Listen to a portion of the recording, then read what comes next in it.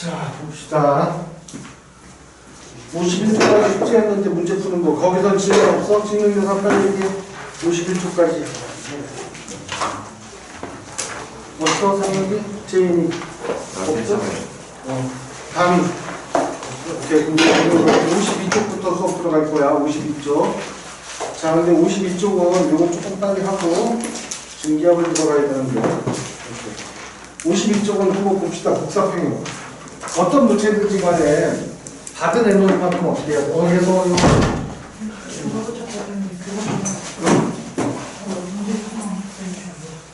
복사? 책을 못 갖고 왔어?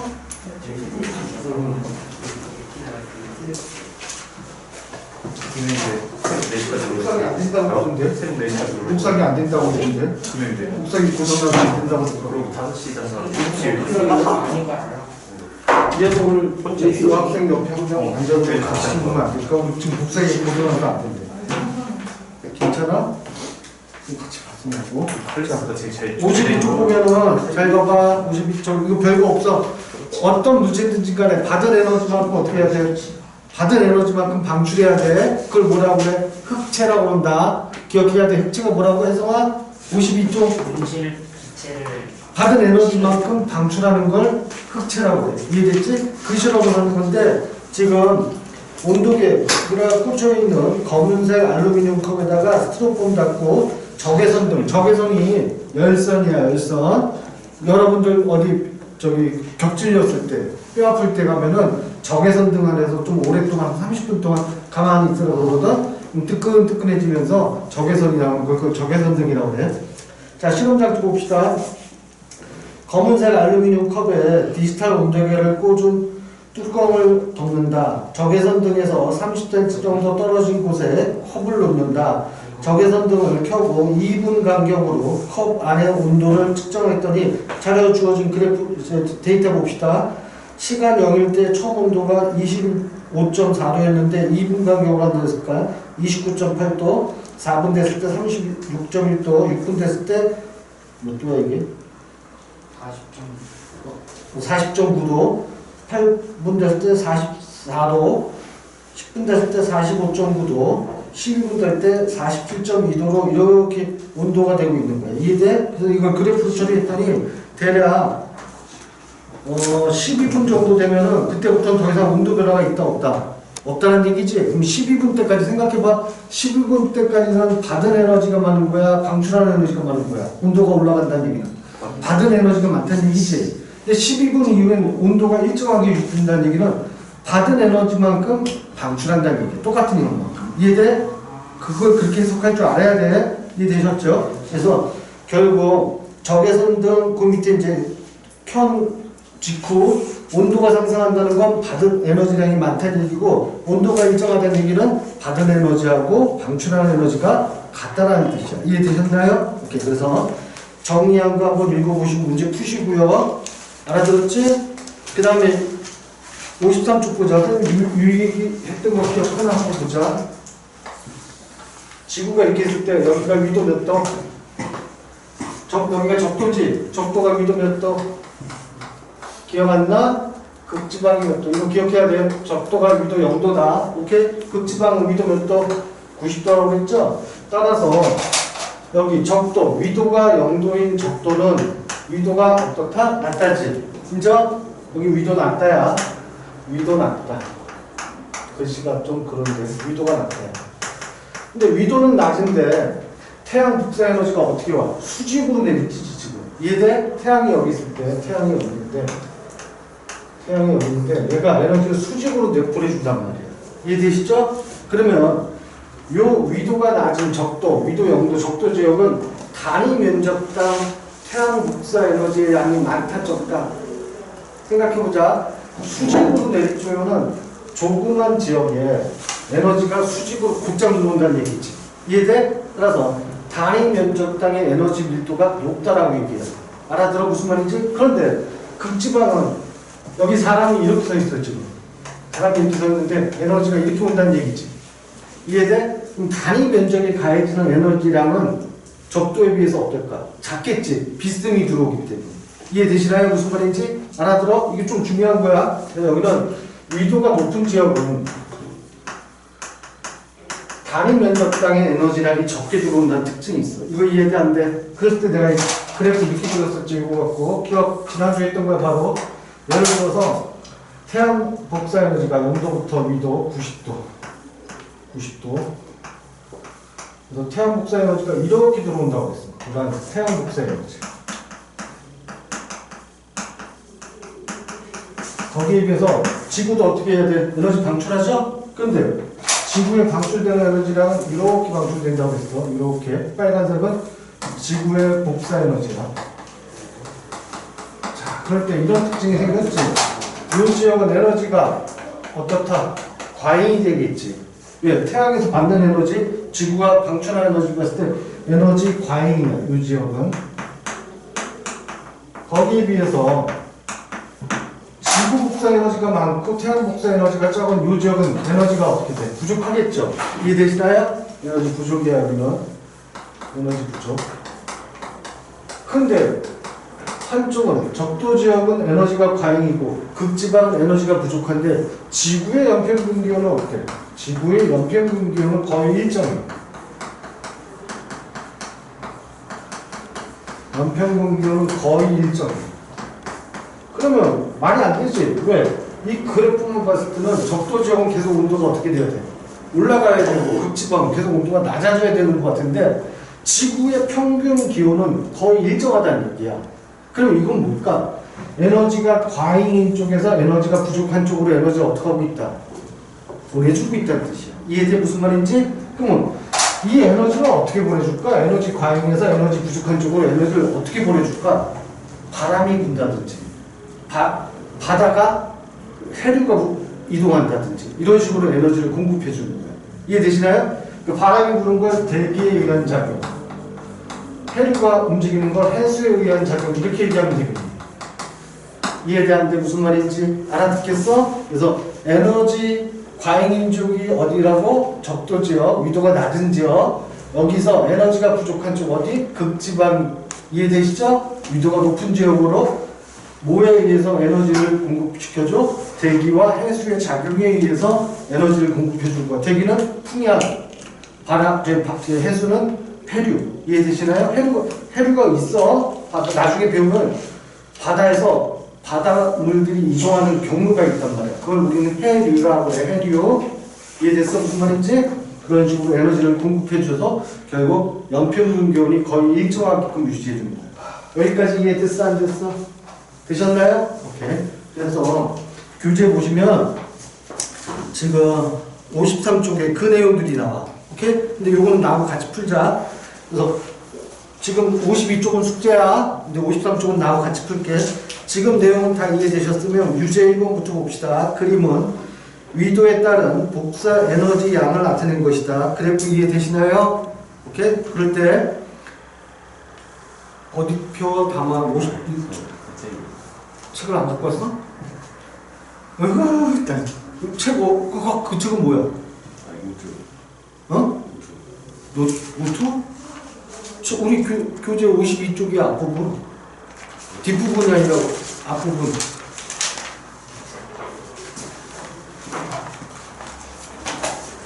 아이고, 아마 여기 하고 있는 거야 지금. 자, 그래서 53쪽 보면은 유제 1번부터 보자. 1번 가와나에 해당하는 것을 각각 쓰시오. 가는 뭐 에너지 과잉, 나는 에너지 부족, 이렇게 쓰면 되겠지. 2번 A와 B 중 에너지 부족 상태와 에너지 과잉 상태에 해당하는 것을 각각 고르시오. 에너지 부족은 어디? B, 에너지 과잉은 A라고 쓰면 되겠지. 이해되시나요? 3번 저위도에 남는 에너지를 고위도로 운반하는 역할을 하는 것은 두 가지. 뭐하고 대기하고 해수. 이해되시나요?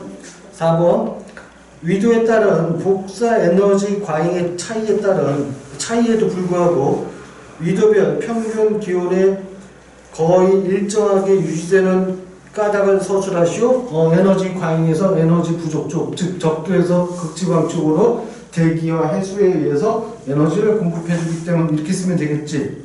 이해되시나요? 5번 3 뭐야 이거? 이에 따른 설명으로 옳은 것은 5번이구나. 이거 풀어봐. 몇 번인지. 이거 지워도 되나 이제? 이거 찍을 거야? 찍을 거야 빨리 찍고 이거. 그리고 5번 정답 한번 해봐. 이제 지우고 오늘 교재 없는 학생들이 좀 있어서 내가 새로운 걸 좀 정리해 줄 거야. 숙제 내주고. 참 이 책도 이제 준비하라고 했는데 준비했어? 준비했어? 이거 없는 사람 지금. 영상. 알았어. 너 숙제 낼 거야. 오늘 이따 가서 사갖고 다음 주에는 해와야 될 숙제. 자, 5번의 정답 몇 번?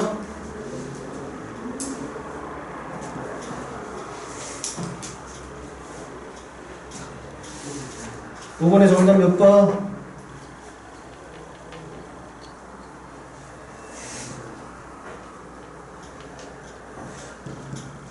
자, 이거부터 보자. 위도가 높아질수록 태양의 고도는 낮아진다. 여기 보자. 사람이 여기서 있어, 지금. 여기서 있을 때, 얘는 머리 쪽으로 바로 태양이 내리쬐는 거지. 그럼 이건 태양의 고도가 높다라고 얘기한다. 위도가 낮은 지역은 태양 고도가 높다.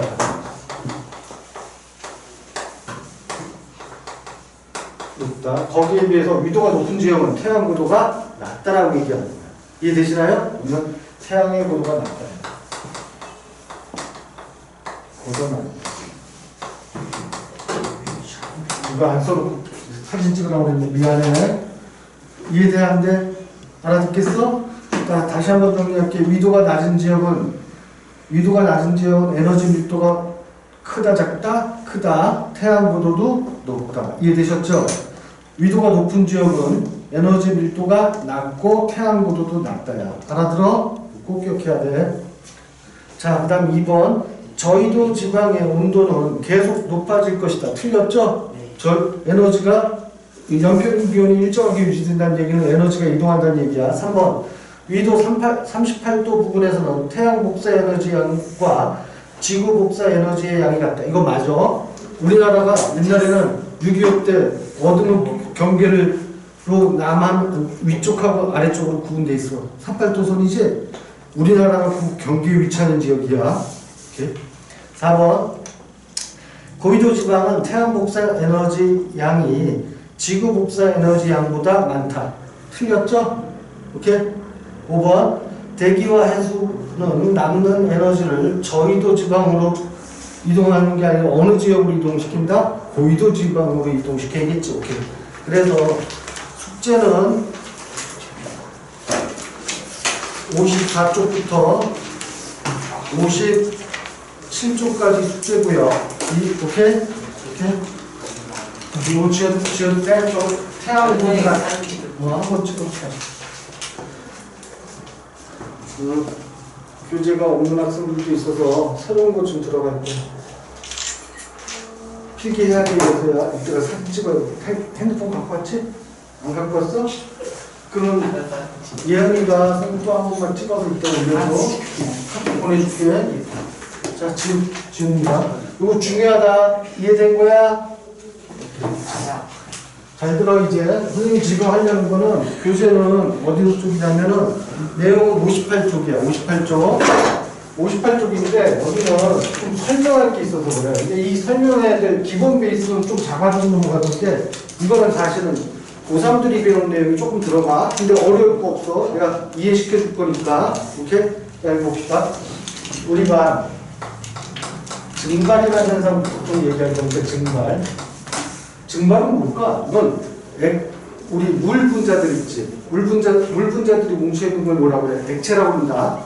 액체들은 분자 하나하나 다 서로 연결돼 있어. 그걸 분자 간 힘으로 결합돼 있다라고 얘기해. 근데 그 액체 분자들이 분자가 이렇게 끊고 혼자가 튀어나갔대. 그럼 뭐가 될까? 기체가 되는 거야. 이해돼? 그런 걸 우린 증발이라고 해. 이 증발은 액체 표면에서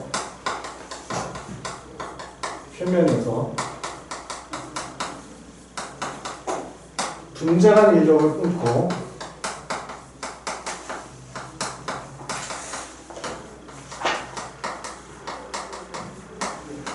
기화되는 현상. 기화가 무슨 표현인지 이해되시나요?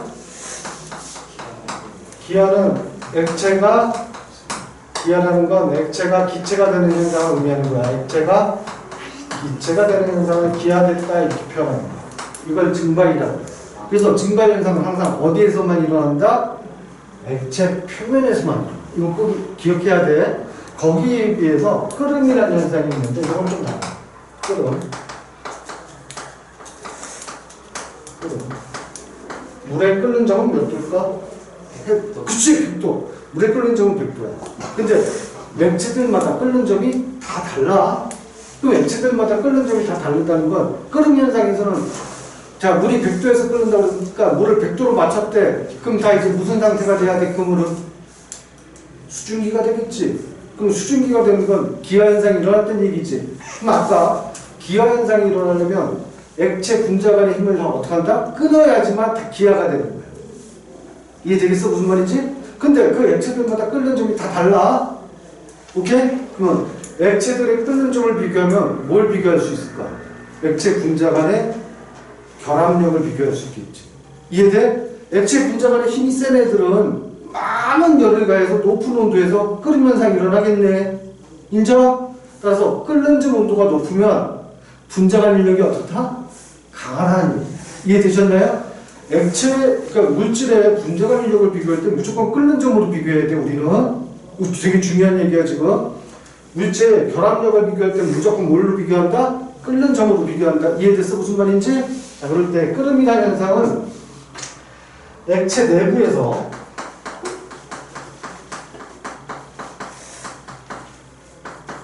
증발이라는 건 액체 표면에서만 일어나는 현상이라고 했지. 거기에 비해서 끓음이라는 현상은 액체 내부에서 분자 간 인력을 끊고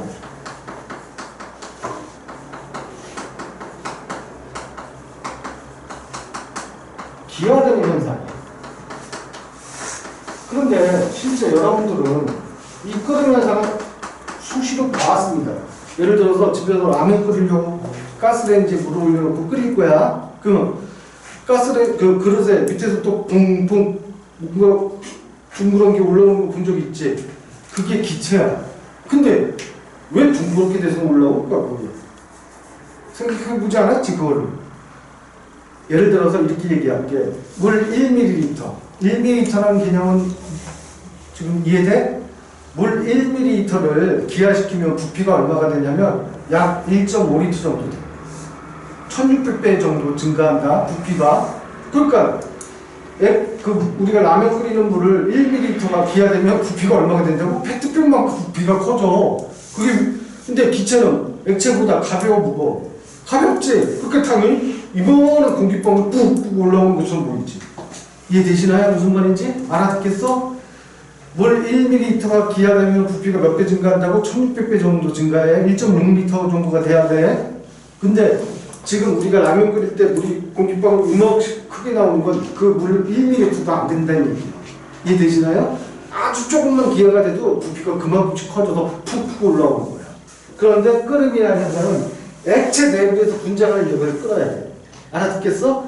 여기에 대해서는 좀 더 자세한 걸 고등학교 가서 이과생들 배울 거니까 그때 배우기라고. 요 내용까지는 이해되지? 자, 그렇다면 이제 여기서 개념을 조금 더 확장시킬게. 컵이 있어. 유리컵. 이 컵에 물을 이만큼 집어넣었어. 물이 있었어. 얘가 시간이 경과했어. 시간이 경과하면 이 컵의 물은 주어야 어떻게 될까? 컵에 들어있는 물은 시간이 경과됐어. 이게 뭐야? 그치, 다 기하돼서 나중에는 충분한 시간이 경과되면 물은 남아있다, 안 남아있다? 안 남아있어. 이해되시나요? 다 증발돼 버리니까. 이해돼, 안 돼?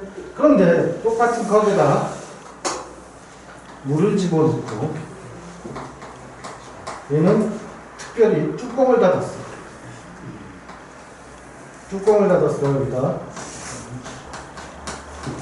뚜껑인가 뚜껑인가? 누구서 구구생 못해 주고 난 그냥 뚜껑을 이렇게 쓸게. 뚜껑? 쌍기역인 것 같다, 그치? 뚜껑은 아니잖아,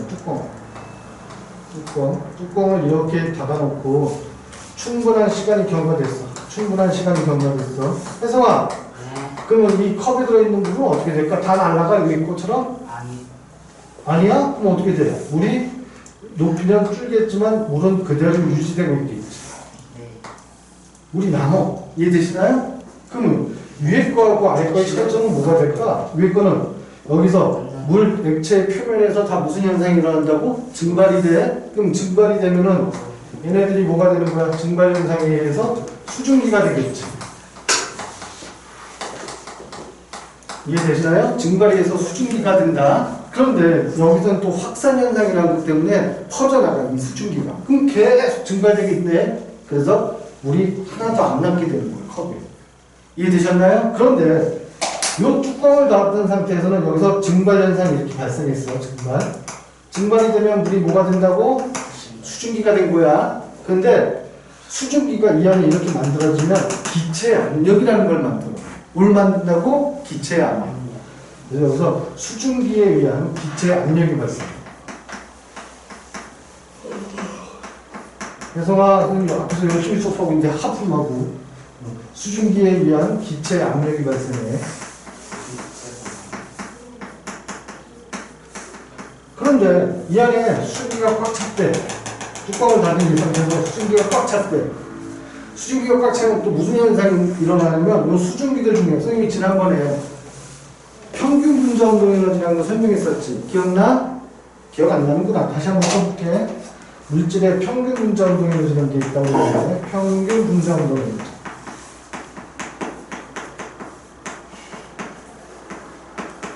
평균 분자 운동 에너지를 뭐라고 써? EK라고 쓴다고 했어. 카이네틱 에너지. 오케이?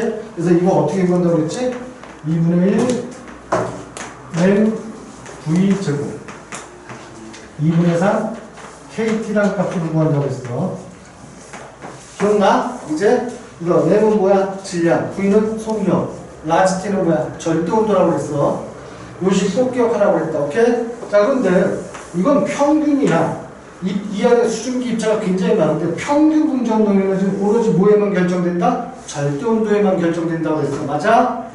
이 안에 있는 입자들의 평균 운동 에너지는 절대 온도에만 비례하는데 이 평균 값이기 때문에 어떤 애들은 평균 분자 운동 에너지가 크고 어떤 애들은 운동 에너지가 크고 어떤 애들은 작은 애들도 있어. 평균 값만 알 수 있어. 이해돼?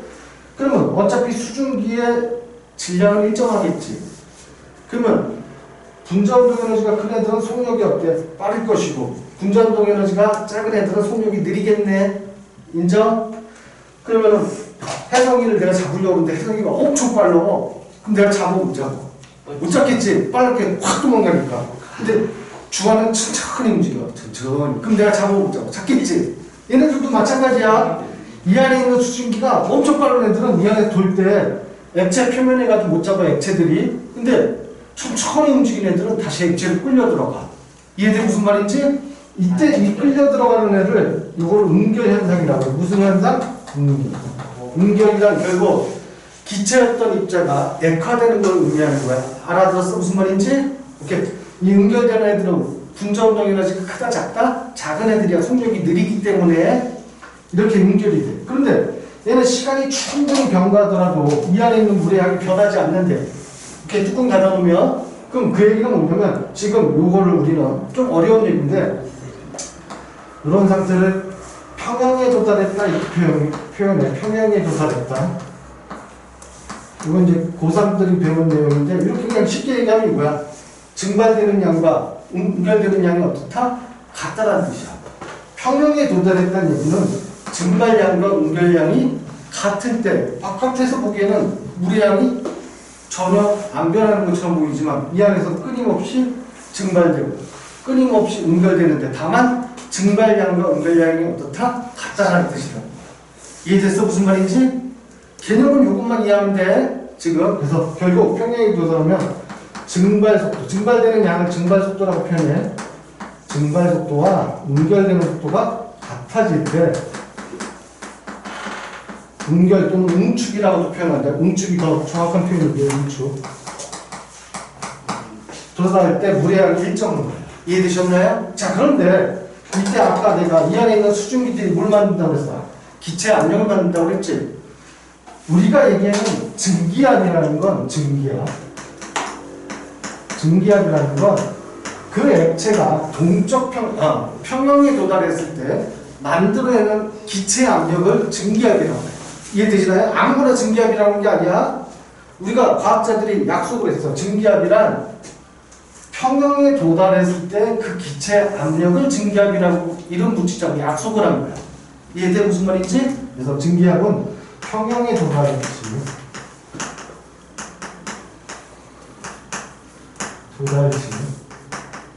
기체 압력을 의미합니다. 액체인 물이 기체가 되면 뭐가 된다고? 수증기. 그래서 수증기가 압력이 있다는 얘기야. 이해되셨죠? 그럴 때 이 증기압은 오로지 온도의 영향을 받아. 온도의 영향을 받아. 그럼 온도가 생각해보자. 온도가 높을수록 그 기체, 그 액체의 증기압은 클까 작을까 생각해보는 거야. 온도가 높으면 평균 온도가 높다는 얘기죠? 평균 운전 운동 에너지가 어떻게 돼? 높아지겠네? 이해돼? 평균 운전 운동 에너지가 높아지면 이 안에서 입자들의 속도가 어떻게 돼? 빨라지겠지? 빨라지면 증발되는 양도 많아질까 적어질까? 많아지겠지? 이해돼? 무슨 말인지? 따라서 온도가 높으면 증기압도 커진다는 특징이 있어. 이해되셨나요? 그래서 온도가 높으면 그 액체의 증기압도 증가하게 돼. 이해됐어? 안 됐어? 그런데 액체들마다 각각의 분자 간력이 각각 다르다? 다르기 때문에 증기압도 어떠해야 돼? 다 다르게 나와. 예를 들어서 이건 중상 과정에 안 나올 텐데 한번 예만 들어줄게. 온도에 따른 압력을 나타내는 그래프에서 예를 들어서 이렇게 그릴 수 있겠네. 예를 들어서 얘를 C2H5OH. 혹시 C2H5OH가 뭔지 알아? 이게 에탄올이야. 여러분들 손소독할 때 쓰는 에탄올 있지? 얘가 에탄올이야. 에탄올. 물. H2O. 그럼 여기 보자. 같은 온도에서 증기압은 누가 더 커? 같은 온도에서 증기압은 누가 더 커? 같은 온도에서 증기압은 누가 더 커? 에탄올의 증기압이 더 크죠. 왜? Y축 값이 증기압 압력이 있고 아니야. 이해돼? 얘는 물의 증기압은 같은 온도에 여기 있으니까 증기압은 에탄올이 더 크다는 얘기야. 이해됐어? 안 됐어? 그러면 중기압이 크다는 건 분자 간력이 크다는 얘기야? 작다는 얘기야? 작다는 얘기야. 왜? 액체들이 서로 잡아당기는 힘이 약하니까 같은 온도에서 증발되는 양이 더 많아질 거 아니야. 인정? 이해돼? 지금 얘기하는 거? 좀 어려울 수 있어. 지금 논리 전개 안 되면은. 근데 이건 한번 오늘 들었고서는 다시는 안 해줄 거야. 왜냐면 이건 중상 과정이 아니고 조금 더 높은 학력 걸 얘기하는 거니까 들어보고 이해되면 앞으로 공부할 때 편해. 근데 이해 못해도 지금 문제 없어. 왜 문제 풀 때는 아무런 지장을 없게 해줄 테니까. 여기까지 이해되시나요? 자, 그런데 우리가 물에 끓는 점을 몇 도라고 그래? 물에 끓는 점 몇 도? 100도지? 물에 끓는 점, 여기 예를 들어서 여기가 100도라고 합시다. 100도에는 에탄올이 다 이치가 되니까 말도 못하게 증기압이 높아. 어쨌거나 요때 100도일 때 요게 외부 압력인데 외부 압력. 네, 어쨌든 오늘 무조건 없는데 외부 압력이 이때 760 mm Hg입니다. 잘 들어봐. 우리가 끓는 점 온도는 어떻게 결정하냐면 끓임이라는 현상은 뭐라고 그랬지? 액체 내부에서 기화되는 현상이 발생하는 걸 끓음이라고 해. 근데 끓는 점 온도의 특징이 뭐냐면 끓는 점 온도는 끓음이라는 현상은 외부 압력과 증기압이 같을 때 외부 압력과 증기압이 같을 때 액체 내부에서도 분자 간력이 꾹꾹 튀어나오는 현상이 발생해. 그럴 때 온도가 물은 100도라는 얘기야. 오케이? 그럼 생각해보자. 잘 봐봐. 이제 좀 만약에 내가 산에 갔어. 오케이? 산에 갔어. 산에 가면은 압력이 높을까 낮을까? 자, 여기 잘 들어. 기압이라는 건 기압은 공기가 누르는 무게입니다. 공기가 누르는 무게를 기압이라고 해.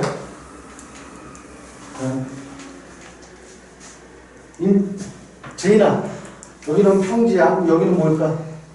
산이겠지.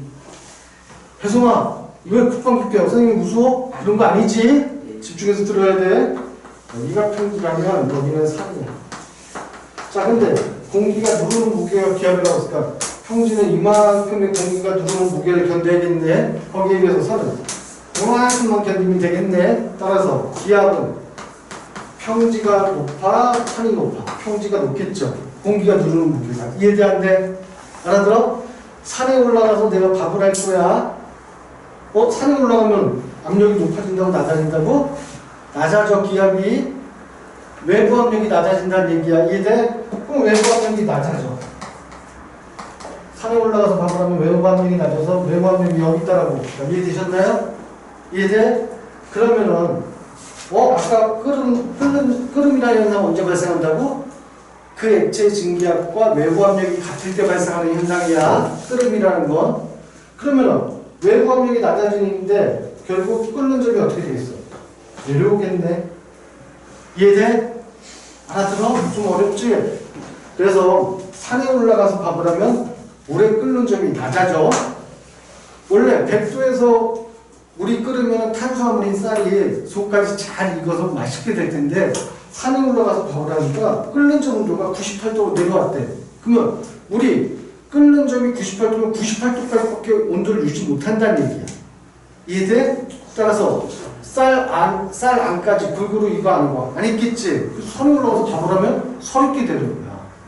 이해됐어 안 됐어? 무슨 말인지. 그런데 내가 지금 집에서는 뭐 갖고 밥하니?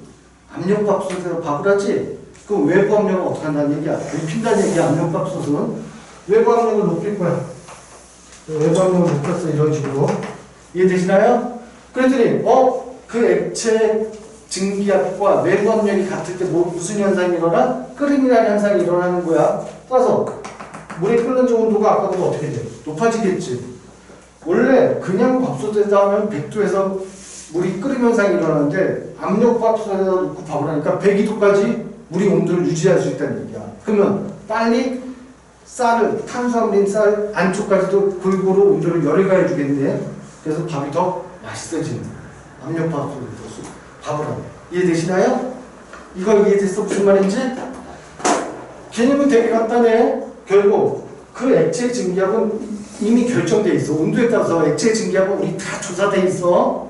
시험 문제만 잘 풀면 돼. 그건 이제 앞으로. 근데 액체 증기압은 온도에 따라서 변해. 온도가 높을수록 증기압은 어떻게 된다고? 높아진다. 그런데 외부 압력은 변하게 할 수 있지. 산에 올라가서 밥을 하면은 외부 압력이 낮아져. 그럼 외부 압력성이 낮아지니까 결국 증기압, 이 액체 증기압은 일정한데 외부 압력이 낮아지니까 끓는 온도가 낮아지는 거야. 근데 압력밥솥에다 밥을 하면은 외부 압력이 높아지니까 끓는 온도가 올라가 버리는 현상이 발생합니다. 이해되겠어? 무슨 말인지? 그래서 지금 정리한 거는 중3 내용이 나올 수도 있고 안 나올 수도 있어. 근데 이 개념은 잡아야지만 이제 증기압이라는 걸 내가 설명할 때 조금 학교에서 그럴 때 왜냐면 뜬금없이 증기압 하면 이해가 안 돼. 그런데 이 정도 이해하고 있으면 조금 이해하기가 쉬워져. 그래서 액체 증기압이라는 건 뭘 의미한다? 평형에 도달했을 때 증발 속도하고 응축 속도가 같아졌을 때 압력을 증기압이라고 그래. 아무 때나 증기압이라는 게 아니야. 평형에 도달했을 때만 증기압이라고 그래. 오케이? 두 번째, 에탄올과 물의 증기압을 비교하면 같은 온도일 때 누가 증기압이 더 커? 에탄올이 더 커. 왜? 그러면 에탄올이 더 증발되는 현상이 많다는 얘기야.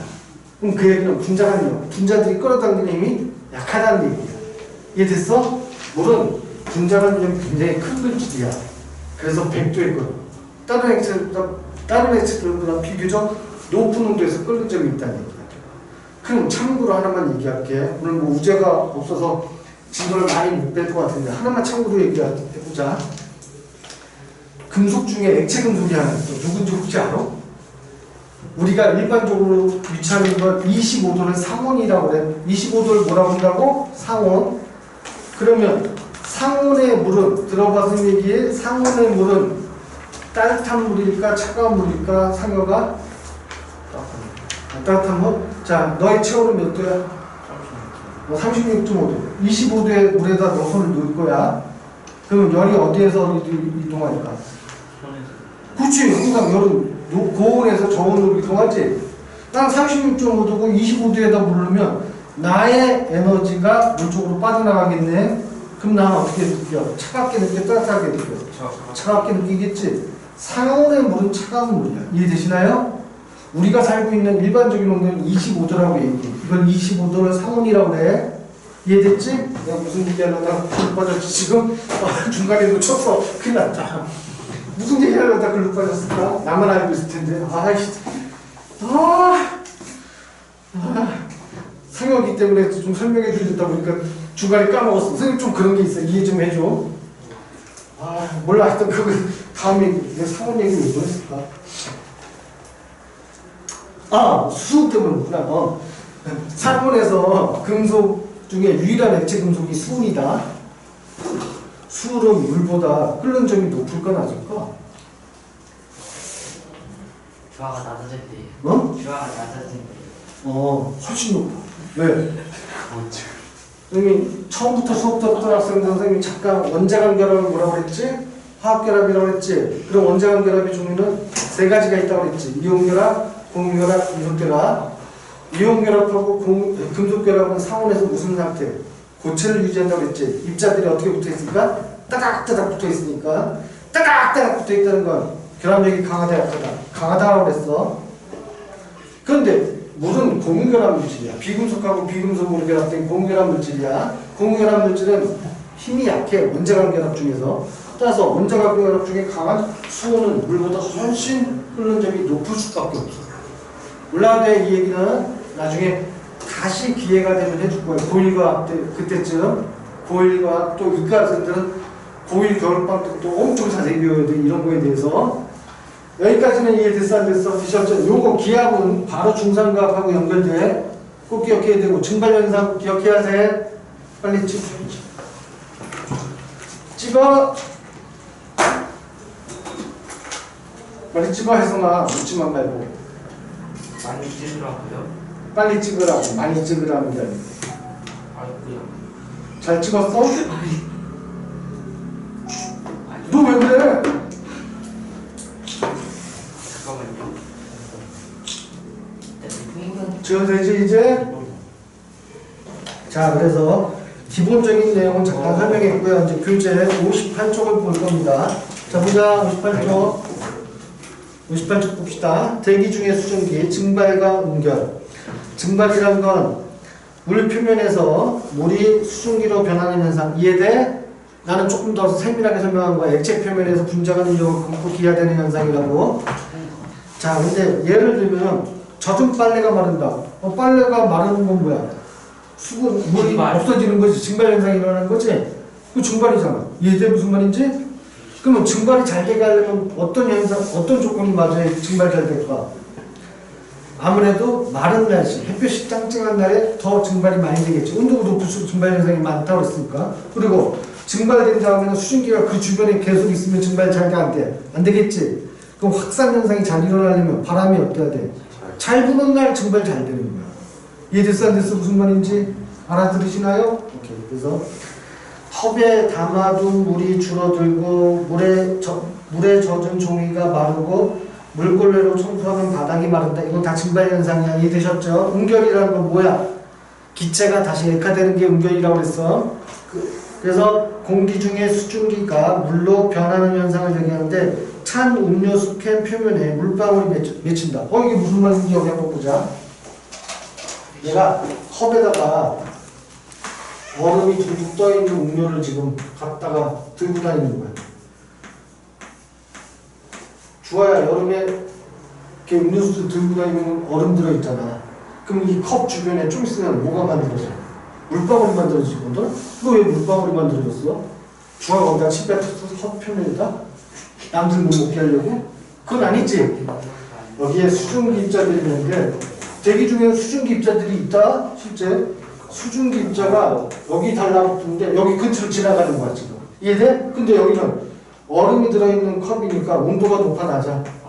온도가 낮죠? 온도가 낮으면 분자운동 에너지가 어떻게 된다고? 낮아져. 그러면 얘네들은 여기 와서 요 표면에서 응결 현상이 일어나게 되겠지.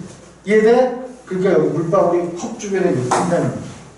이해되셨나요? 응결 현상이 많이 일어나려면 온도가 어떨수록 낮을수록 응결 현상이 많이 일어나는데 즉 온도가 낮으면은 증발되는 양이 줄어들고 응결되는 양이 많아진다는 얘기야. 알아들어? 오케이? 그 다음에 새벽에 식물의 잎에 이슬이 맺힐 때 온도가 낮아졌으니까 새벽에 이해되시죠? 그 다음 지표면 부근에 안개가 생긴다. 그것도 지표면이 온도가 낮기 때문에 안개가 생기는 거야. 응결현상 때문에. 겨울철 창문이나 안경에 김이 서리는 것도 밖에 나가면 온도가 낮으니까 수증기들이 달라붙어서 응결되기 때문에 뿌옇게 흐려지는 거야. 이해되셨나요? 그 밑에 공기의 불포화 상태, 포화 상태 이제부터 이렇게 다 필기됐으니까 지우고 설명 더 할게. 이제 지워도 되지? 이해되는 거지? 이해가 돼야 돼. 과학은 우선. 알았지? 오케이.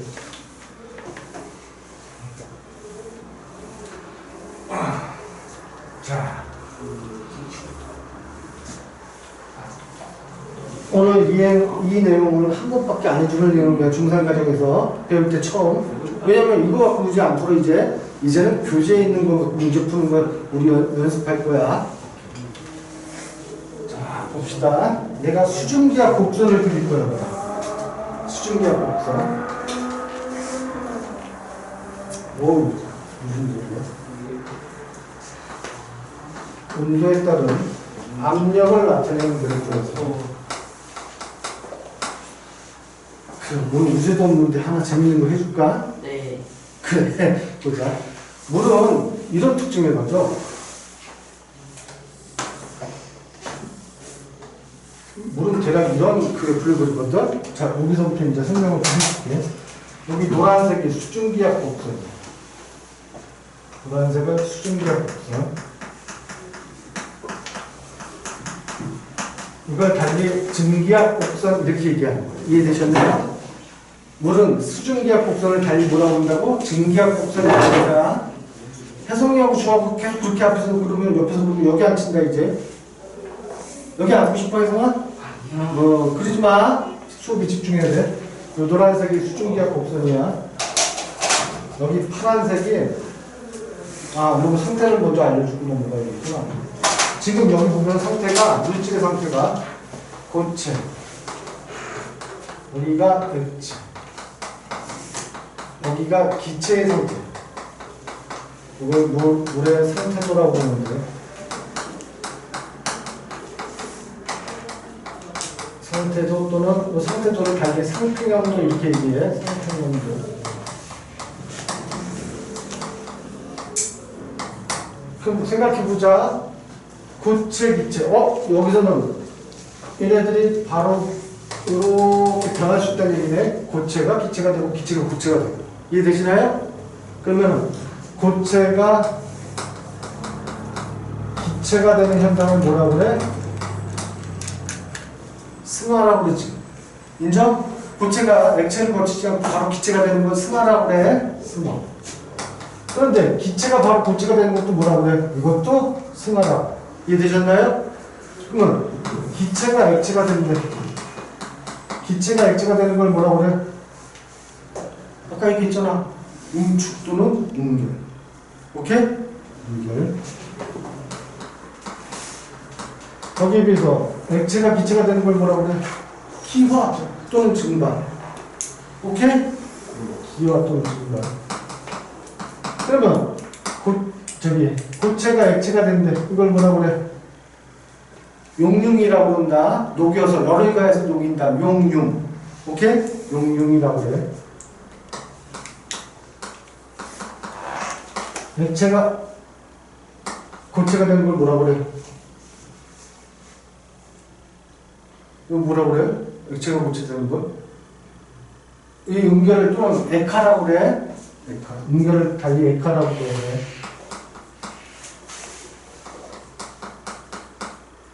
이걸 응결, 어는다는 얘기지? 이렇게? 왜 갑자기 내가 이 생각이 안 나니, 뭔가? 응고. 맞아, 응고. 왜 갑자기 생각이 안 나? 이렇게 이름 붙이면 되겠지? 이게 무슨 말인지? 여기가 지금 물의 상태도 또는 물의 상태인 거는데, 고체가 기체가 되고 기체가 고체가 되는 것, 이거를 뭐라고 이름 붙이면 될까? 요 손을. 승화로. 이해되시나요? 이 현상이 승화라고 했잖아요. 이게 승화라고 했어요. 그다음에 파란색 이거 설명해주고 왜냐면 지금 이거 한번 해줄게. 아직 여유 있으니까. 이 파란색은 뭐가 되는 거야? 고체가 액체되는 거, 액체가 기체가 되는 거지. 이거를 융해곡선이라고 그러는데 고등학교 과정에서 이걸 융해현상 이렇게 얘기해. 이렇게 그냥 융해곡선. 얘는 증기압곡선 이렇게 이름 붙인다. 노란색은 증기압곡선, 파란색은 융해곡선, 얘는 승합곡선 이렇게 이름 붙이는 거야. 그럼 자 여기 보자. 이거 설명하려고 그래 이제 선생님. 지금 어떤 물질이 이 상태일 때 이거 무슨 상태? 빨간색 이거 무슨 상태? 액체 상태란 얘기지. 혹시 이거 이해하는 거 없어? 여기 보자. 고체했던 애를 이렇게 열을 가할 거야. X축이 온도니까 열을 가하면 온도가 점점 어떻게 돼? 높아지겠지. 그럼 고체가 뭐가 된다? 액체. 이 액체를 다시 계속 열을 가해 뭐가 되는 거야? 기체가 되는 거죠. 온도만 변화시키더라도 물질의 상태가 어떻게 돼? 변화된다는 얘기야. 이해돼? 얘를 거꾸로 이쪽으로 가면 기체했던 애를 온도를 낮추면 액체, 액체했던 애를 또 온도를 낮추면 고체가 될 수 있잖아. 인정? 따라서 물질의 상태는 온도에 의해서 변한다는 얘기야. 고체, 액체, 기체가. 이해됐죠? 알아들어 못 알아들어? 알아듣지? 그럼 얘가 지금 물이라고 했으니까 여기가 대기압이라면 요 온도가 몇 도? 물의 어느 점 몇 도? 0도죠? 여기가 대기압이라면 여기가 760ml HG라면 요 온도가 0도, 요 온도가 100도라는 얘기야. 이 그래프 그렇게 해석하는 거야. 자, 어쨌거나 보면 됐고 여기 빨간색 지금 얘 무슨 상태? 액체였죠? 내가 얘를 갑자기 온도 확 낮출 거야. 그럼 무슨 상태로 가야 돼? 고체가 되겠지. 이해됐어? 이 고체를 내가 갑자기 여기서 압력을 낮출 거야. 이제는 온도를 변화시키는 게 아니라 압력을 낮출 거야. 압력을 낮춰도 물질 상태가 변한다. 압력을 확 낮춰주면 뭐가 돼? 기체가 되죠. 물이 기체가 된다는 얘기야. 즉 액체였던 물을 온도를 낮추면 얼음인 고체가 되고 그 압력을 낮추면 바로 기체로 변해버린다는 얘기야. 기체니까 가벼우니까 어떻게 돼? 날아가겠지.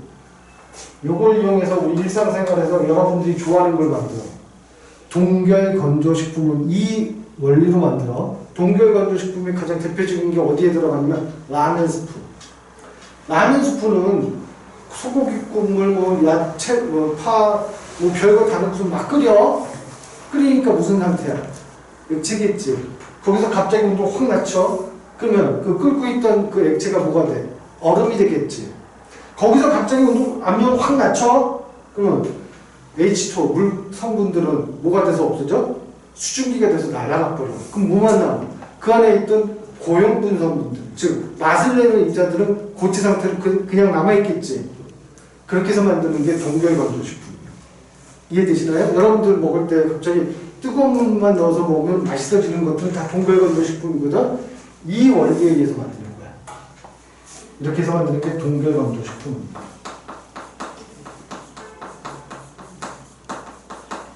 라면 스프 같은 거. 다 이 원리로 만드는 거야. 동결 건조식품. 이해됐어? 이거 무슨 말인지? 시험은 안 나올 것 같은데 재미는 있지? 재미없어? 원리는 이해가 안 돼? 갑자기 온도를 낮추면 얼음인 고체가 돼. 물이. 거기서 이 물을 다시 압력을 확 낮추면 수증기가 되니까 날아가 버려. 그럼 남는 건 맛을 내는 입자들만 남아있게 돼. 그렇게 해서 가루가 되는 거야. 그게 동결 건조식품, 라면 스프 같은 거 만드는 게 이 원리야. 이해됐어? 또는 여기 이제 또 하나 재밌는 거 보여줄게. 봐봐. 겨울철에 스케이트 타본 적 있지? 아니면 요즘 뭐 아이스링크들 많으니까 여름에도 가면 스케이트 탈 수 있어. 그치, 예은아? 이거 이해돼, 안 돼? 돼? 여기 보자. 지금 이 상태에 있어, 물이. 이거 무슨 상태야? 얼음이란 얘기지, 고체. 갑자기 이 얼음을 내가 압력을 가해버릴 거야. 그럼 무슨 상태로 바뀌어? 액체가 되지. 이게 무슨 원리인지 한번 설명해 볼게. 여러분들이 아이스 스케이트를 탈 수 있는 원리가 이 원리인데, 얼음은 압력을 가하면 물로 바뀐다. 되게 이상한 현상이야, 사실은. 이런, 지구상에서 이런 현상을 나타내는 물질이 몇 개 없어. 그 중에 대표적인 게 물이야. 얼음은 압력을 가해버리면 물이 돼버려. 그러면 스케이트장 가서 내가 스케이트에 내 체중을 딱 실으면 스케이트 날이 닿는 부분은 압력이 어때? 굉장히 높겠지. 그 부분이 뭐가 된다고? 물이 되는 거야. 물이 되니까 마찰력이 줄어드니까 스피드 스케이팅 할 수 있는 거야. 이해돼? 아이스 스케이트를 탈 수 있는 건 이 원리 때문이야. 그래서 물은 아주 독특하게 얼음에다가 빵 하고 압력을 가면 뭐가 된다? 물이 되는 특징이 있어. 다른 물질들은 안 그래. 다른 물질들은 액체에 있던 애한테 빵 압력을 가면 고체가 돼버려. 근데 물은 거꾸로 고체에 있던 얼음에 빵 하고 압력을 가면 물이 돼버려. 아주 독특한 물질이야. 이 특징 때문에 지구상에서 생명체들이 살아갈 수 있는 거야. 왜? 온도가 너무 낮아져서 얼음이 되더라도 얘가 다 얼음이 되는 게 아니야. 그럼 부피 변화는 나중에 고등학교 가면 배우고, 어쨌거나 여기 아주 독특한 문제야. 물의 독특한 문제. 오케이? 너무 여기 설명할 거 되게 많은데 원래는 그런 건 다 뺐고, 이 두 가지는 이해됐어 안 됐어? 알아두면 재밌어. 어차피 과학은 우리 주변에서 일어나는 모든 현상은 다 과학 현상이야. 그거를 원리로 설명하고 이해할 수 있으면 더 재밌어져 사실은. 이해됐어? 동결건조식품은 이해됐지? 동결건조식품은 물을 없애야 될 거 아니야. 그래야지 무게가 줄면서 우리가 보관하기 편할 거 아니야. 그러려면 그 끓고 있는 액체를 갑자기 온도를 확 낮춰서 얼음을 만들어 고체. 거기서 압력을 확 낮춰주면 물 분자들은 뭐가 된다고? 수증기가 돼서 말라버리면 그 안에 있는 맛을 내는 입자들만 고체 상태로 남게 돼. 걔네들만 스포처럼 딱딱 모아서 넣고 다시 뜨거운 물에다 넣어주면 물이 들어가니까 얘네들이 다시 맛을 낼 수 있는 거야. 이해됐어? 왜? 혜성이 뭐 질문할 거 있어? 없지? 뭐 주하고 보면 친하게 지내면 되지 뭐. 오케이. 자, 이제 요거 내용을 하나씩 좀 보도록 합시다. 거기 보면은 공기의 불포화 상태와 포화 상태. 자, 여기 보자. 아까 얘기했던 여기 보자. 컵이 있어. 뚜껑이 닫혀 있어. 여기서부터 이제 수업 내용 들어가는 거야. 물이 있어. 처음에 이렇게 장치를 해놨어. 시간이 경과했더니 물의 양이 좀 줄었대. 뚜껑은 그대로 있고 좀 줄었대. 또 시간이 경과했어. 그랬더니 컵에 물의 양이 줄었는데 얘는 물의 양이 일정해졌대.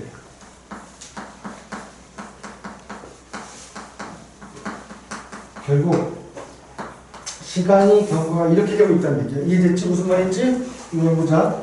처음에 물이 있을 때는 수증기의 양이 많다 적다? 여기서 액체 표면에서 분자연력을 끊고 튀어나간 수증기의 양이 많다 적다? 적다. 몇 개 없고. 근데 여기도 아직은 물이 더 줄고 있다는 얘기지. 그럼 여기도 수증기 양은 처음보다 많겠지만 아직도 수증기 양이 충분하지 않다는 얘기지. 그런데 물의 양이 일정해졌대. 물의 양이 일정해진 걸 아까 혹시 어려운 표현인데 기억나나 보자. 뭐에 도달한다? 평행에 도달한다. 평행에 도달했다는 건 뭘 의미한다? 증발 속도와 응축 속도, 응결 속도가 같다라는 걸 의미하는 거야. 그럼 이 안에 수증기가 어떻다? 꽉 차 있다는 얘기지. 이해됐어? 그러면 수증기가 꽉 차 있는 상태는 이걸 우리는 포화 상태 이렇게 얘기하는 거야. 포화 상태라는 건 그 안에 들어갈 수 있는 수증기 양이 꽉 찼다는 얘기야. 더 이상 못 들어간다는 얘기야. 그걸 뭐라고 한다고? 포화 상태. 이해되셨나요? 알아들어? 그러면 수증기 양이 아직 덜 들어간 이 상태는 뭐라고 이름 붙이면 돼? 불포화 상태 이렇게 이름 붙이면 되겠네. 이해돼 안 돼? 그러면 불포화 상태.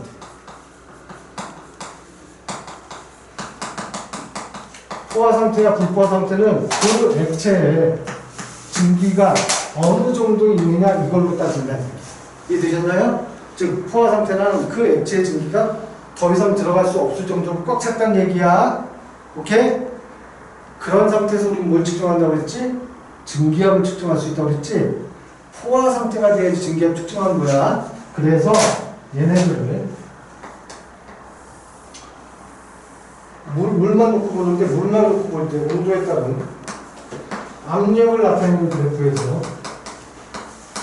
자, 이걸 증기압 곡선 이렇게 이름 붙입니다. 증기압 곡선이라는 건 여기만 노란색으로 칠한 여기만 갖다가 그래프가 나타낸다는 얘기예요. 이해되시나요? 증기압 곡선.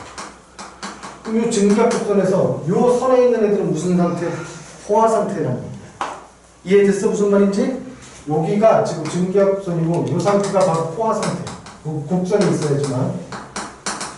그럼 예를 들어서 여기 봅시다. 지금 이 온도래. 예를 들어서 여기 있대. 어떤 물질이. 온도는 여기인데 이 온도에서 요걸 A 물질이라고 볼게. A 상태. 잘 들어봐. A 상태는 포화 불포화? 자, A 상태는 포화 불포화? 포화라는 건 증기압 곡선에 위치해지만 포화라고 했지? 얘는 지금 A는 불포화 상태라는 얘기야. 이해되셨나요? 얘는 지금 불포화 상태야. 불포화 상태인 A점을 포화로 만드는 방법은 뭐가 있을까? 얘를 포화로 만들고 싶어. 포화로 만드는 방법.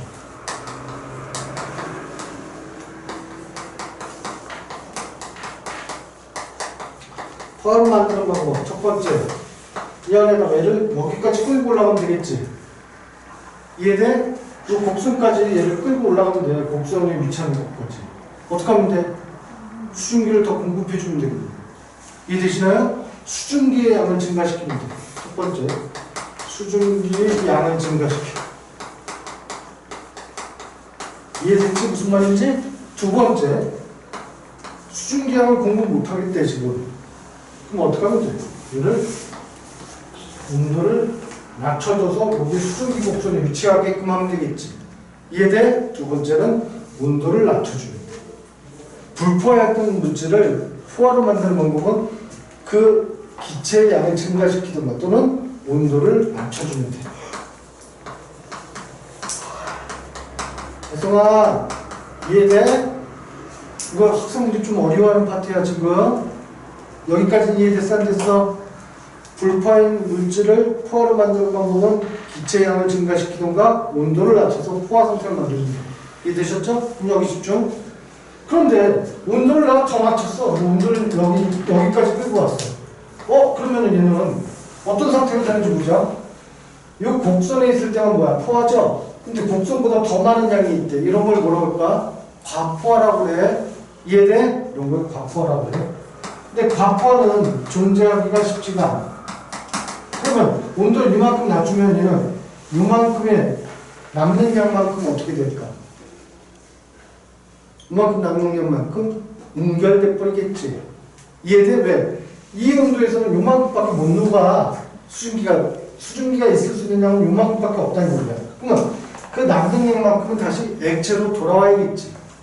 이해돼? 그걸 뭐라고 한다고? 응결량. 이해되셨나요? 이게 응결량입니다. A 물질의 응결량은 이 온도에서의 포화량에서 원래 있던 양보다 그만큼 빠지면 되겠지. 이해됐어? 안 됐어? 무슨 말인지 알아듣겠어? 내용은 간단한데 학생들이 문제 풀 때 되게 어려워하는데 내용은 간단해. 요거야. 그럼 글씨 좀 잠깐 봅시다. 자, 3번 2번 포화 불포화. 불포화는 어떤 공기가 수증기를 더 포함할 수 있는 상태. 이해의 표현으로 포화는 어떤 공기가 수증기를 최대로 포함하고 있는 상태. 이해되셨죠? 3번 포화 수증기량이라는 건 포화 상태의 공기. 요거 좀 기억해야 된다. 단위를 기억해야 돼. 포화 상태의 공기 1kg에 들어있는 수증기의 양. 그래서 포화 수증기량이라는 건 이거 좀 표현을 기억해야 돼. 포화 수증기.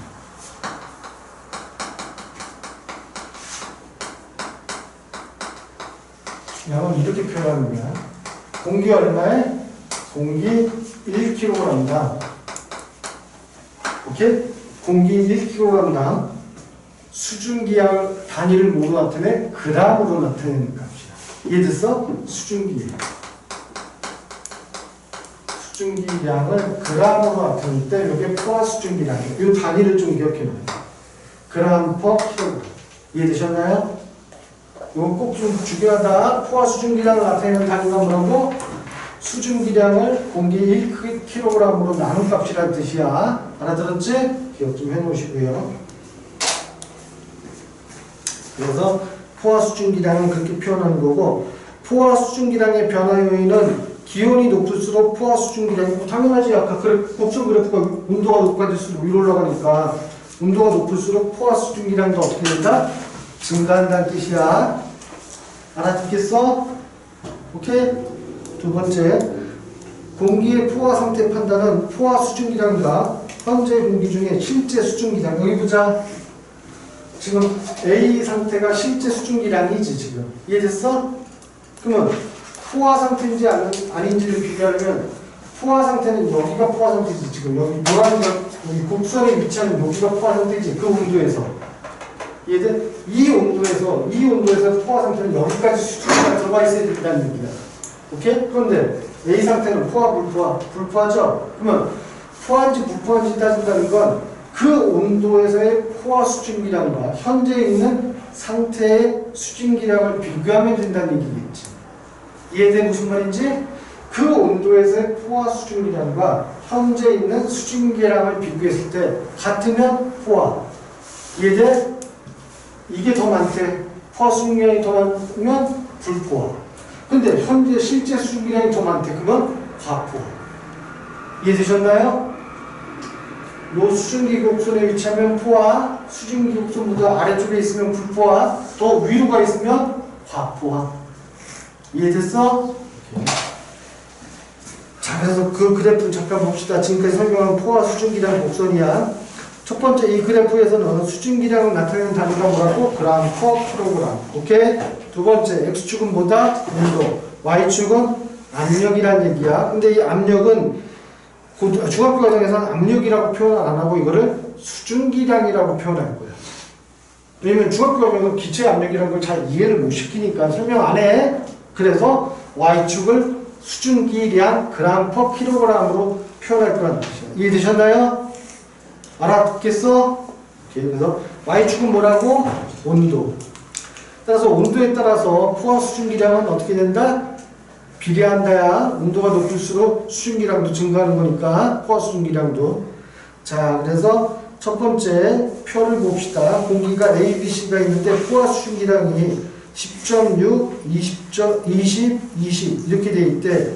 근데 실제 수증기량이 10.6, 20, 10.6이래. 그럼 A는 포화, 불포화? A는 포화란 얘기죠?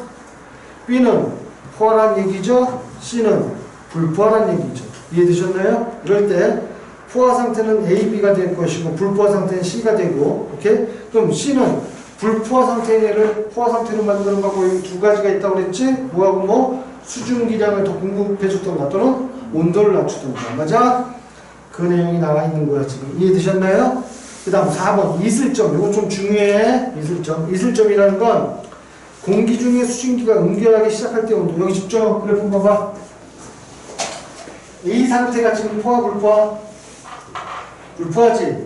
얘를 포화로 만드는 거 보면 더 수증기량을 증가시키는 거, 온도를 낮추는 방법이라고 있다고 그랬지. 그러면 온도를 쭉 여기 파란색이 있던 이 온도에서 온도를 쭉 낮춰서 여기서 포화 상태가 됐겠지. 그럼 포화 상태보다 더 낮아지면 얘네들은 무슨 현상이 일어나?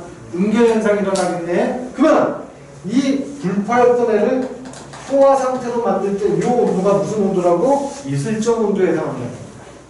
응결 현상이 일어날 수 있는 온도에 도달했다. 이게 뭐라고? 이슬점 온도. 이해되셨나요? 여기가 지금 이슬점 온도에 해당한다는 거예요. A 공기는 여기가 이슬점 온도다. 이해되겠어? 무슨 말인지? 용어 어려울 것 같은데 혹시라도 학생들이 이거 제대로 못하면 이슬점이 뭔지 이해 못하거든? 이슬점 간단해. 불포화했던 애를 온도를 낮춰서 포화 상태가 될 때 온도. 그게 이슬점이야. 그걸 다시 얘기하면 포화 상태보다 더 온도를 낮추면 뭐가 일어나기 시작해? 응결 현상이 일어나겠지. 따라서 이슬점 온도란 포화 상태에 다다라는 온도를 이슬점 온도. 왜? 그걸 넘어서면 이제 응결 현상이 일어나니까. 이해되셨나요? 번호에 알아들어? 어렵지 이거죠? 여기 어려워. 그래서 이슬점은 다시 볼게. 공기 중에 수증기가 응결하기 시작할 때의 온도. 그럼 이슬점의 변화 요인은 A 상태는 포화, 불포화, 불포화였지? 불포화. 그러면 A가 실제 수증기량이라는 거지. 이슬점 온도는 결정은 실제 수증기량으로 결정한다. 여기 잠깐 봅시다. 만일 B라는 상태가 되었을 때 B라고 한다. B도 포화, 불포화. 여기 보고 대답해봐. B, 포화, 불포화. 불포화지? B 아니면 여기 곡선에 못 도달했잖아. 불포화야. 이해돼? 같은 온도에 있어. A하고 B 둘 다. 오케이? 자, 근데 B도 다시 지금 어떻게 할 거냐면은 온도를 낮출 거야. 그럼 이제 포화에 도달하겠네, B도. 맞아? 지금 똑같은 온도에서 A하고 B는 불포화 상태인데 누가 이슬점 온도가 더 높아? B가 더 높지? 그러면 이슬점 온도를 결정하는 건 실제 수증기량이 아니란 얘기지. 인정? 실제 수증기량이 이슬점 온도를 결정할 거야. 알아들어? 무슨 말인지? 오케이, 그 얘기야. 그래서 이슬점 변화율은 실제 수증기량. 이해되셨나요? 그래서 실제 수증기량이 많을수록 이슬점이 높아진다. 이해되셨죠? 그 밑에 이슬점 판단. 불포화 공기가 냉각되어 포화 상태가 될 때의 온도를 이슬점 판단이라고 하는데, 즉 수증기의 응결이 시작되는 온도 또는 냉각될 때 포화 수증기량 곡선과 만나는 점의 온도. 지금까지 설명한 거야. 다만 표현이 여러분들이 보기에 좀 어렵게 느껴져, 이 표현들이. 하지만 내용은 간단해. 뭐라고? 온도를 낮춰서 포화 곡선에 도달할 때 그때 온도가 이슬점 온도라는 얘기야. 이해되셨나요? 그 내용들이야 지금. 자, 3번 이슬점에서의 포화 수증기량은 실제 수증기량. 이거 이해되겠어? 오케이. 4번 응결량이라는 건, 자 여기 봐봐.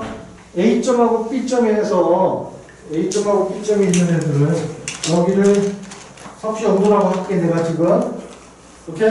여기를 지금 섭씨 온도라고 할 거야.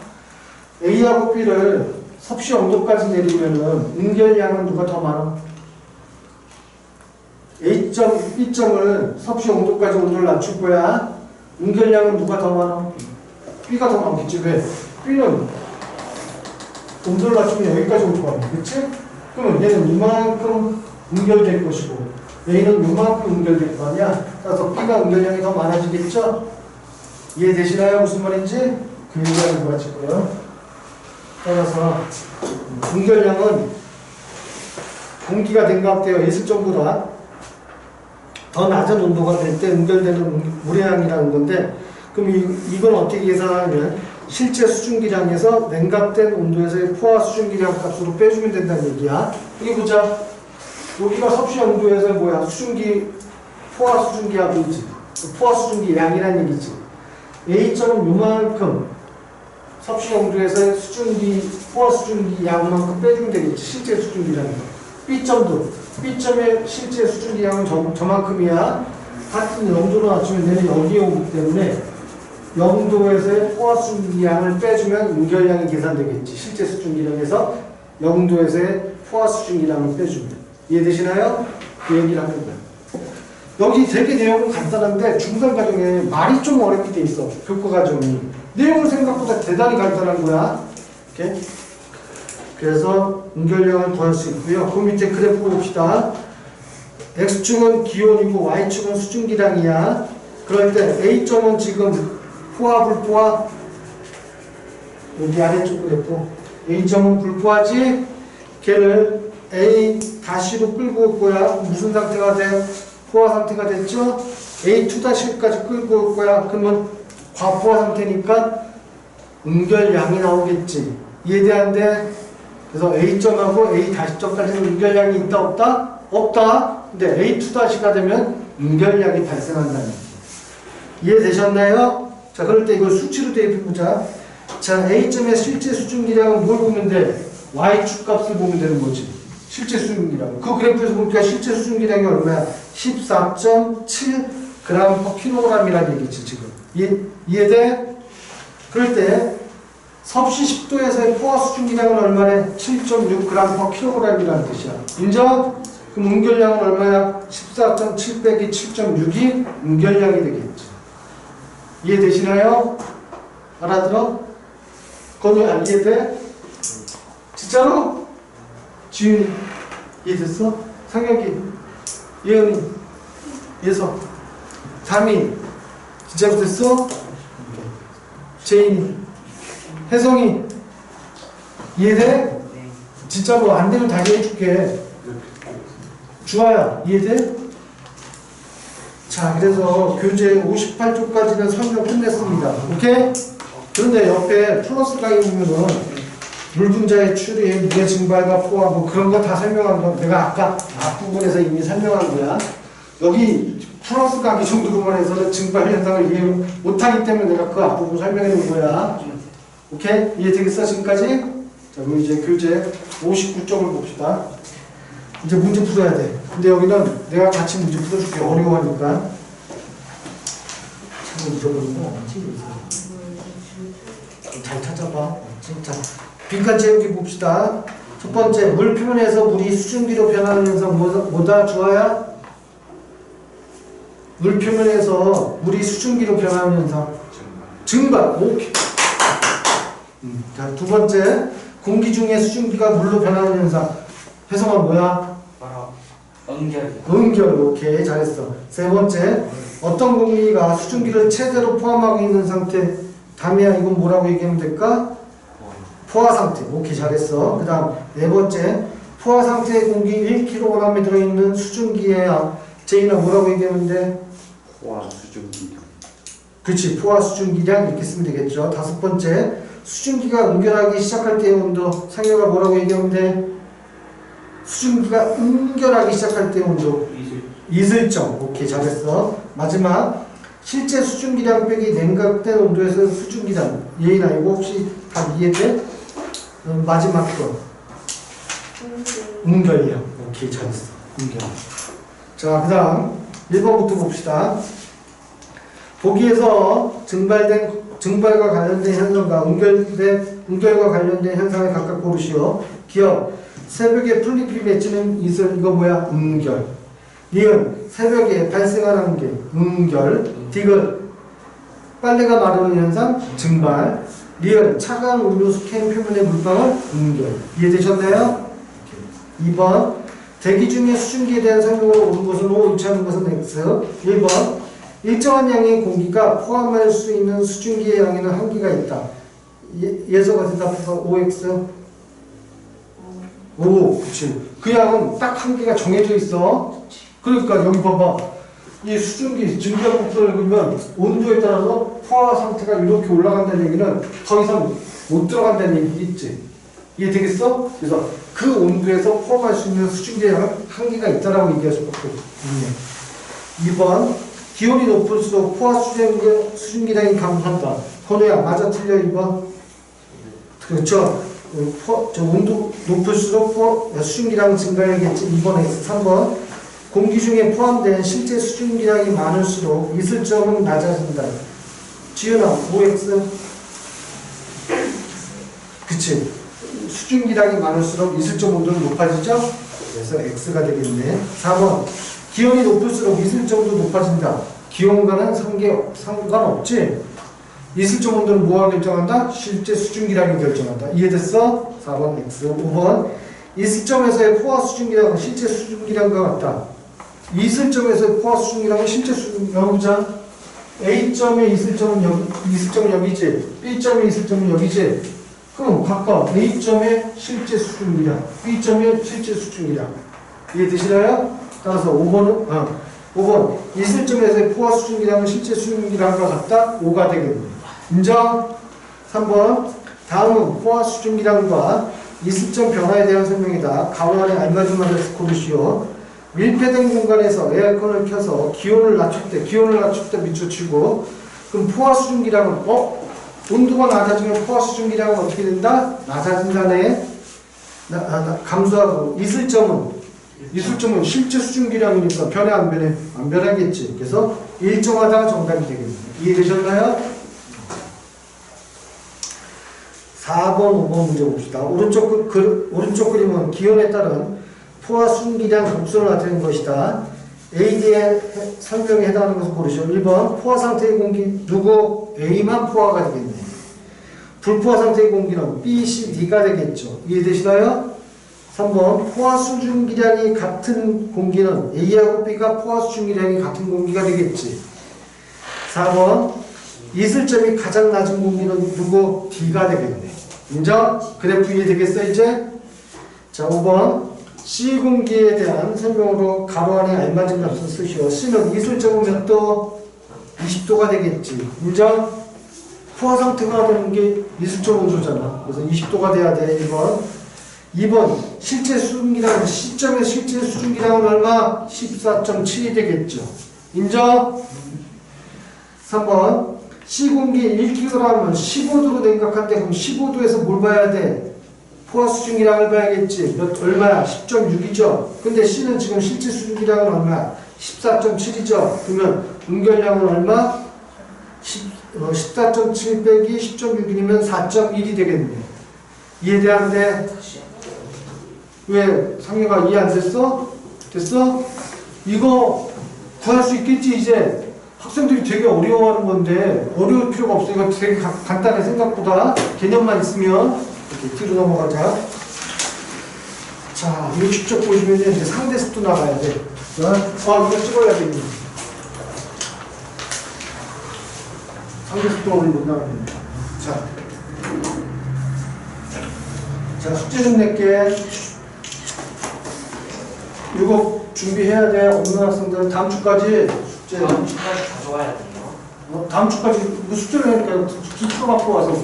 자, 이제 선생님하고 숙제할 때는 어떻게 합니다? 숙제 내준 것까지 풀고 채점하고 맞은 것 중에서도 용어 이해 안 되는 거 질문하고 틀린 건 다 질문하고. 알아들었지? 그래서 숙제는 어디까지 하면은 한 번에 왕창 내도 되나? 아니요. 안 돼? 누가 안 된다고 그랬어? 혜성이? 알았어. 15쪽까지만 숙제 낼게. 평가 문제지. 15쪽까지 다음 주 숙제야. 질문 받을 거야. 질문 없으면 안 풀어주고 바로 진도 나갈 거야. 뭐 끝났어? 이거 10 끝내줄게. 10분 일찍 끝내주니까 얼마나 좋아. 싫어? 좀 더 할까? 어? 자, 잠깐만. 아니, 집어넣지 말고. 이거 꼭 해서 몇 초까지 숙제라고? 15초. 15초까지. 잠깐만. 그리고 교재 오후 다음 주에 상대습도 끝낼 거야, 우리. 이렇게? 상대습도 한 페이지거든? 이거 끝내고, 이것도 오늘 숙제 있었지? 아까. 그리고 다음 주에 상대습도 끝내고, 구름, 강수, 여기까지는 끝낼 거야, 다음 주에. 그러면, 근데 이게, 선생님 이거 좀 들어봐. 학교마다 시험 포니까, 번호가 문제인데, 지금, 도롱하고 동화는 지금 하면 파악하고 여기 일기하기가 시험 포니거든? 근데, 너 이거 불분성은 여기 시험 포니라서 몰랐거든? 그래도 몰라? 그런데, 잘 들어봐. 이게 2단원이 다 들어가는 학교가 있고 2단원이 안 들어가는 학교가 있다. 그래서 선생님 최대한 시험 전에 2단원 다 끝낼 거야. 그래야지만, 그러니까 이 얘기는 왜 하냐면 시험 대비는 우리 평소에 문제 푸는 게 시험 대비야. 알았어. 선생님은 수업 스타일이 그래. 그래서 시험 대비, 그리고 시험 대비 때 뭐 하냐면은 직전 때는 시험 보기 전날 시간을 잡아주거든? 그때는 다른 거 안 해줘. 질문만 받아줘. 선생님 스타일이. 질문 없는 학생은 안 해도 돼. 대신 100점만 받아오면 돼. 근데 시험 전날 안 나타났는데 100점을 못 맞았다. 그럼 어떻게 될까? 죽는 거야. 알았어? 공부해야 돼, 평소에. 담이. 오케이. 고생들 했어. 다음 주에 봐. 공부해야 돼, 성이. 우리 영생. 지우면 안 되는데. 바로 뒤에 들어가. 네 용이야? 아, 우리 영웅이. 형이 나한테 감사합니다.